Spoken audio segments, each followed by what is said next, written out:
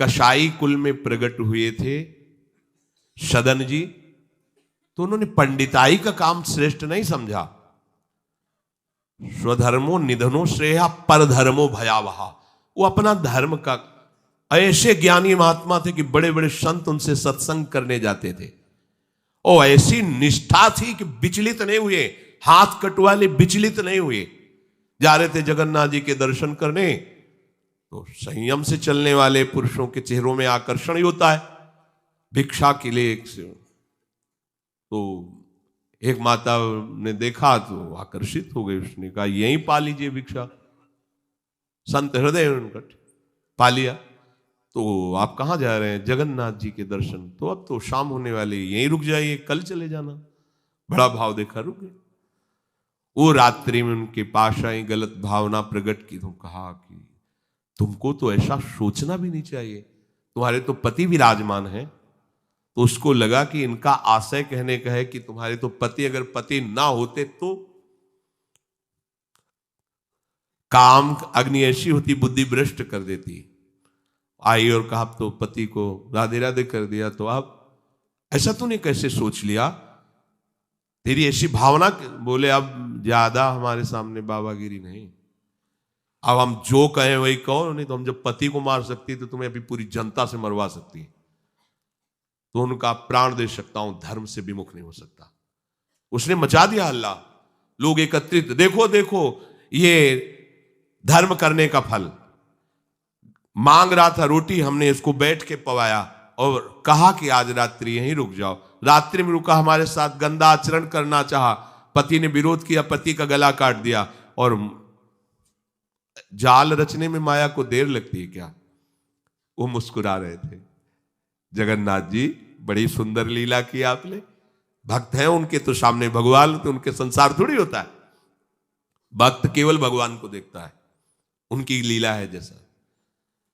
एक साधु जा रहे थे, तो तरबूजे का खेत था, रखवाला उधर कहीं छुपा हुआ था, तो उनको लघुशंका लगी, तो मेड़ के इधर लघुशंका करे थे, इधर तरबूजे का खेत था।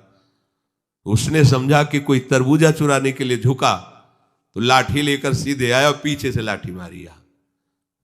अब मस्तक खुल गया, रक्त बहने लगा। जब वो घूमे तो देखा कंठी तिलक महात्मा। उनका अरे महाराज, हमने समझा गांव का कोई चोर है तरबूज चुराने के लिए। तो उनका हम तो जानते हैं ना आपको, आप ऐसे ही लीला करते रहते हो। बोले नहीं, हमने पहली बार किसी को मारा है, दोबारा नहीं। बोले हम जानते हैं आपको। तो बोले महाराज क्षमा करो, चलो आपको अस्पताल ले चलते हैं। बोले ये भी हम जानते हैं आपको। और वो तो अपने भाव में वहां ले गए, डॉक्टर ने पट्टी लगाई और एक आदमी आया और उसने कहा साधु को कोई ऐसा पीड़ा दे सकता है? तुम चिंता मत करो। गर्म दूध लाया, मीठा करके पिलाया। कहा महाराज आप चिंता मत। बोले हमें चिंता नहीं, लेकिन हम तुम्हें देख करके कह रहे इतना छलिया हो तुम।